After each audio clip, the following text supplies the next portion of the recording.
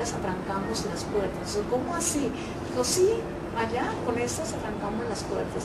No, pues esto lo deja uno es prácticamente sorprendido, pero al niño yo no le dije, vea, ¿por qué hacen eso? No le dije nada, sino que la reflexión, uno sale de allí, Dios, pero ¿cómo? No puede ser, eso tan valioso que hay aquí y que no se valore, que esté subutilizándose en algo que no debe estar. Esto hay que corregirlo, esto hay que trabajar en ello. Entonces de ahí surge la inquietud, ¿cómo hacer para que la comunidad educativa, porque es comunidad, eso no es niño nomás, se interese por recuperar, valorar, conocer, conservar su patrimonio cultural? De ahí empieza toda esa aventura del proyecto, motivar a los niños para escribir la propuesta. Coincidencialmente en esos días nos habíamos enterado de que Ondas Nariño promocionaba o apoyaba proyectos de investigación con niños. Un compañero, Jairo Córdoba, me contó todo eso, otro compañero, Ildefonso Guerrero, también, pero dije, no, este es el camino. Nunca había presentado un proyecto, entonces lo hicimos, el proyecto con los niños, escogimos el tema, era recuperar, recoger, hacer campaña para hacer una exposición. Era una exposición pequeña, lo que pensábamos y visionábamos, no era más, y así lo presentamos. Ellos hacen una selección y aprueban, a otros no. Cuando ya nos llegó la noticia que lo aprobaron, entonces ya nombran un asesor, ellos lo motivan, empezamos el proceso, luego tuvimos la necesidad que había que buscar apoyo conceptual, leímos documentos, visitamos museos, colecciones privadas que hay ahí en el municipio, y tuvimos el apoyo de la Academia Nariñense de Historia en la persona de su presidenta. Ella tuvo talleres con nosotros, nos ayudó a hacer la clasificación de piezas. ¿Ella se llama? Se llama la doctora Lidia Inés Muñoz Cordero, es historiadora, y ella nos ha aportado mucho en este proyecto, y logramos hacer esa parte de lo precolombino. Pero la gente, a la vez que íbamos haciendo la campaña, la gente empezó a adornarnos, no piezas arqueológicas, sino cosas antiguas. Entonces dijimos, no, esta parte nuestra, nuestro proyecto, pero la gente nos está donando, entonces no desaprovechemos, extendamos, pues entonces digamos que vamos a presentar lo precolombino, pero que también esto, y que también esto. Entonces fundamentamos un poco más, profundizamos un poco más. Entonces tenemos el producto del proyecto es la creación del Centro de Memoria Histórico del municipio, donde hay un conjunto de huellas vivas, reales, auténticas sobre la historia del municipio, clasificadas por épocas. Él es época precolombina, él es época colonial, él es época republicana. Entonces eso se presenta didácticamente, para motivar a la gente que pues entienda el mensaje que nosotros queremos dar. Y de esta primera parte surge la segunda. Entonces miramos que las huellas que teníamos de Iles época precolombina, nos dábamos cuenta que en el presente hay muchas cosas que están allí, que la gente las practica y que son de allá del pasado. Entonces dijimos, listo, hagamos la otra parte. Entonces esa parte es un conjunto de fotografías que reflejan escenas diarias, cotidianas de la gente actual, donde reflejan esa vivencia, esa vigencia del pasado en el presente, que configura una realidad muy particular. Voy a colocar un ejemplo. El cultivo del maíz, todos sabemos que el maíz es precolombino, ¿sí?, pero está ahí en el presente. Entonces, miren, herencia de la época precolombina, cultivo de maíz. Vamos con el trigo.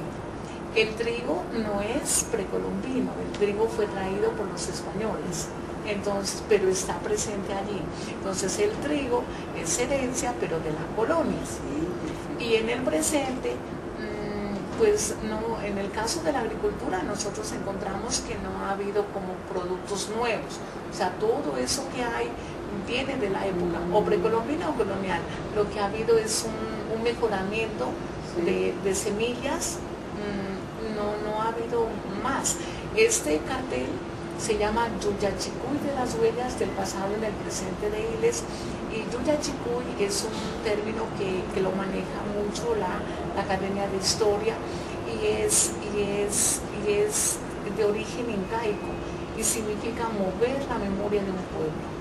Entonces, tú miras el cartel, estás moviendo. ¿Se llama cómo? Yuyachicuy, de las huellas del pasado en el presente de Iles. Entonces, es un cartel en flores de 3 metros por 2, hay unas 340 fotografías. Es muy lindo mirar a la gente que llega y ya empiezan a ver al compadre, la comadre, el vecino. Entonces, si nosotros dejamos que la gente solamente mire eso, el tema se pierde, la esencia se pierde. Nosotros estamos ahí presentes para orientar. Mire, este cartel significa esto, los cuadros de amarillo significa que son cosas que hay hoy, pero son herencia de la época precolombina. Los de verde son herencia de la época colonial y los azules son de la época republicana. Es muy didáctico, es muy didáctico. Y está por aspectos, entonces producción agrícola, producción pecuaria, costumbres, instrumentos de trabajo. Hay una parte muy linda que son lo de voces y hablas que se practican en el municipio de Iles, es una delicia. Voces y hablas, entonces encontramos nosotros de la época indígena de Iles. Entonces, términos de la lengua vastos, porque los vastos fueron los nativos que vivieron allí, es muy poco lo que hay, pero allí llegaron los incas. Entonces los incas impusieron, o producto del proceso de aculturación, viene lo de la lengua quechua, introducida allí al diario vivir de la comunidad de los pastos. Y eso está presente hoy en el municipio de Iles. Hay un resto de términos incaicos, de términos quechuas que están allí. Entonces, mira, de la época precolombina tenemos esos términos de la lengua quechua: taita, chopa, guagua, achichucas, achichar, chicha, todo eso. Y fíjate que de la colonia pues tenemos la lengua castellana, de otras épocas tenemos lo del latín. Fíjate que hay señoras que todavía viven y saben rezar, oraciones, letanías en latín, por aquello de la religión católica, pues que antes no se permitía la práctica religiosa en el idioma de cada país, sino del latín, por lo que pues el Vaticano, que es el centro de la cristiandad, pues que allá ellos hablan el latín. Entonces el latín es como de alguna manera un símbolo para ellos, entonces ellos hacen. Entonces fíjate que eso, términos árabes también, el inglés, lo nuevo. Entonces así es el trabajo. Y luego de eso viene la otra fase, que es el archivo fotográfico. Conseguir fotografías antiguas, ubicar a la fotografía como una fuente primaria, como un documento histórico que también habla de la historia de la música. Bueno, hay que ir a conocer ese sitio. Claro, nada especial. Gracias, Alicia. Hace un rato usted nos decía que usted es muy estricta y aclaraba que era porque cree que los niños tienen que aprender lo que tienen que aprender, algo así decía. Sí, claro. ¿Qué es lo que los niños tienen que aprender y por qué lo aprenden con usted? ¿Qué es lo que tienen que aprender? Pues mira, pues en su área. Claro, de mi área, ¿no? Nosotros tenemos obviamente los estándares del ministerio, entonces tenemos que seguir esos parámetros, pero obviamente esos estándares del ministerio toca de alguna manera hacerlos descansar en la realidad y en el entorno, porque si no, pues es algo que no tiene sentido. Entonces es eso, hacer que los estudiantes aprendan eso, que lo puedan explicar con sus propias palabras, que lo puedan aplicar a su vida diaria. Cualquiera dirá, pero esos conocimientos a uno para qué les sirven.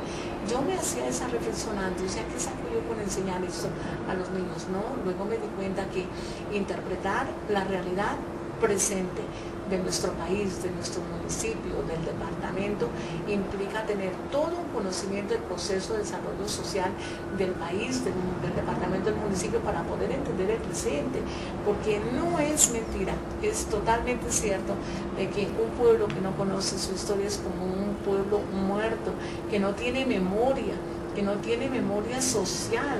Entonces es como estar perdido, como no saber de dónde venimos, cómo somos y para dónde vamos. Entonces no, pues eso no tiene lógica.